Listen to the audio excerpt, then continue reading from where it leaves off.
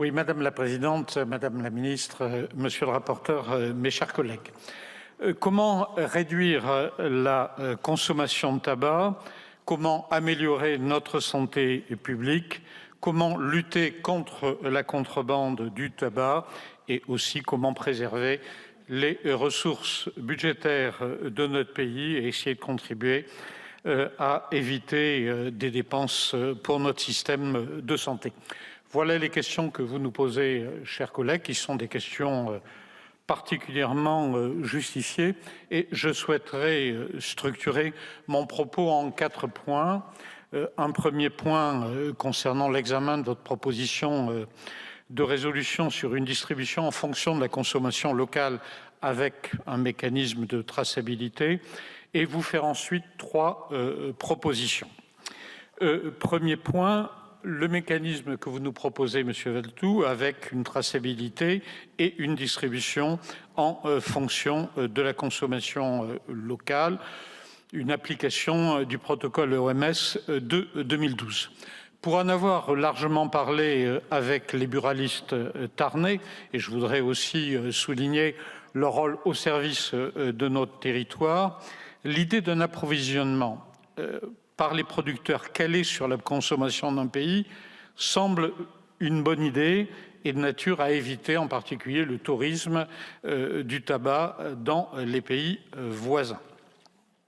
C'est une bonne idée dans un monde idéal et cohérent.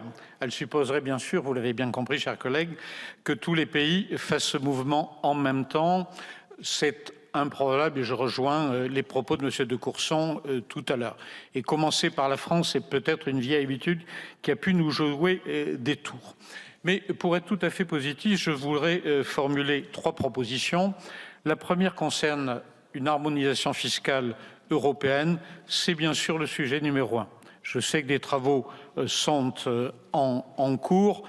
L'idée, c'est bien sûr d'éviter que nos concitoyens puissent acheter régulièrement à bas coût dans un pays voisin et qu'il puisse y avoir des trafics transfrontaliers qui viennent alimenter le marché noir. Cette harmonisation de la fiscalité me paraît essentielle.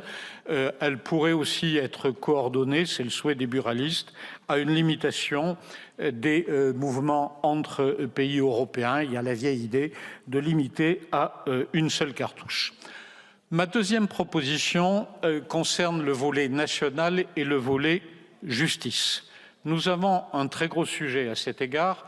Si je mets à part les questions de fraude intracommunautaire et les questions de contrefaçon, il y a un mauvais podium, si je puis dire, avec en point haut le narcotrafic, entre 5 et 6 milliards d'euros, tout ce qui touche autour du proxénétisme aux environs 3 milliards d'euros, et toute la contrebande du tabac, un peu plus de 2 milliards d'euros.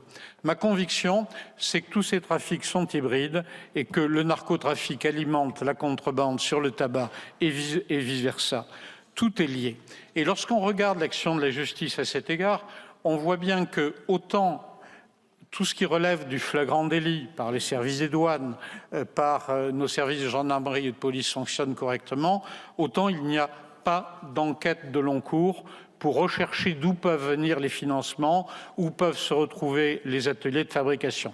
À titre d'exemple, Monsieur le rapporteur, j'ai adressé quelques interrogations. Je n'ai pas connaissance qu'il y ait actuellement de dossiers dans les cabinets d'instruction sur la question du trafic du tabac. De même, je le disais, pour les ateliers de fabrication. Je pense que c'est un volet qui est un peu un impensé de la justice, notamment sur les enquêtes de long terme, et qu'il doit y avoir une prise en compte à ce niveau. Et je terminerai par une troisième proposition, après évoquer le volet national à travers la justice, le volet local.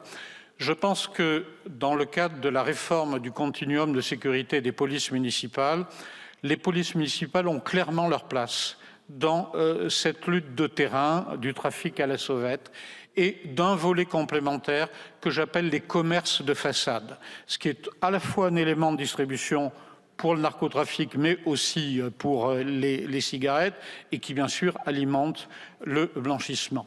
Donc, donner action nationale, mais aussi action locale, c'est peut-être l'ensemble de ces éléments qui nous permettra, aux côtés de votre proposition de résolution, de contribuer à une amélioration de la situation, que je raisonne en termes de santé publique ou tout simplement de lutte contre la délinquance et bien sûr aussi de préservation de nos ressources budgétaires. Merci, chers collègues, de votre attention.